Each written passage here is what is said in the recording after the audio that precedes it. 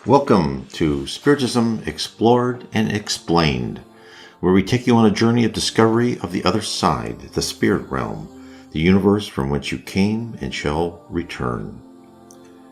We're going to talk about the hierarchy of spirits, and in this video we are going to explain the first order of spirits.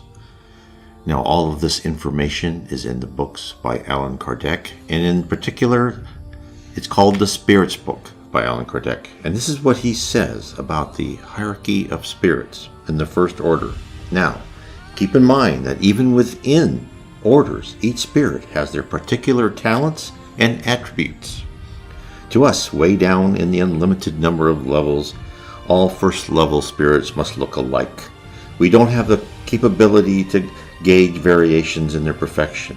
But here is what we are told about the highest class of spirits, and this was question 113 in the Spirits book, which I recommend everyone to read to learn about Spiritism. Question 113, first and only class. They have passed up through every degree of the scale of progress, and have freed themselves from all the impurities of materiality.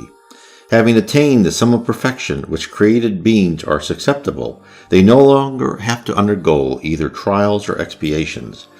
Being no longer subject to reincarnation in perishable bodies, they enter life of eternity in the immediate presence of God. They are in the enjoyment of a beatitude which is unalterable, because they are no longer subject to the wants or vicissitudes of material life.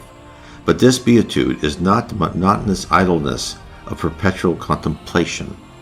They are the messengers and ministers of God, the executors of His orders in the maintenance of universal harmony. They exercise a sovereign command over all spirits inferior to themselves, and aid them in accomplishing the work of their purification, and assign to each of them a mission proportioned to the progress already made by them. To assist men in their distresses, to excite them to the love of good, or to the expiation of the faults which keep them back on the road to the supreme felicity, are for them congenial occupations. They are sometimes spoken as of angels or archangels. So what do they tell us? To reach this exalted stage takes an unknown amount of lives and time. Spirits, or angels as they may be called, have removed the blemishes within their being, imperfections such as hate, jealousy, anger, or any type of pettiness, and an assortment of lesser emotions are replaced with universal love, kindness, fraternity for all beings. They love the person of noble character and outlaw equally. This doesn't mean that high spirits approach each person identically. The good only need a path open up to make minor improvements, while the outlaw may require tough lessons to prod them onto the right road. The primary example of a pure spirit is Jesus, who brought a message of love and forgiveness to us more than 2,000 years ago. Jesus also sent other high spirits to earth to teach us. Some of the messengers of peace were Socrates, Buddha, Confucius, Lao Tzu. All came to live in difficult circumstances to shine a light on what should be important to us. What the Spirits book doesn't reveal is the immense training and ability a high spirit has in the spirit world. They are far more than being composed of perfect love. They are capable of movement by thought and creation by thought. First order spirits are mainly composed of spirit energy and a small or non-existent portion of matter.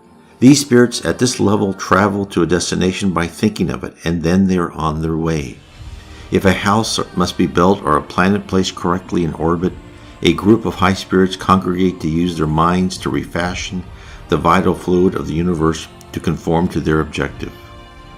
When mediums talk to spirits, communication with a high spirit order is rare, mainly because the medium must also be spiritually advanced to be able to open a channel.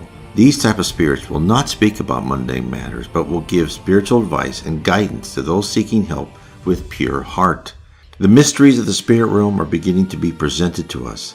The Supreme Intelligence and Jesus as the leader of our planet have determined that we, as a collective culture, are ready to learn more about why we are here on Earth, what our goal is, and what is the destiny of the entire planet. To learn more, I urge people to read the Spirits book by Allan Kardec. I urge people to read my series of 3 books. All that I categorized about heaven and the spirit world from the Reverend G. Val Owen. And the first one is Heaven and Below. The second book, Spirits in the Spirit Universe. And the third, How We Are Guided by Spirits. I urge everyone to understand the levels of spirits, understand what your place is within this realm, and understand also that when a high spirit comes to talk to you, they won't tell you things like where something is hidden or what will happen to you in the future. That is for you to explore. God bless you.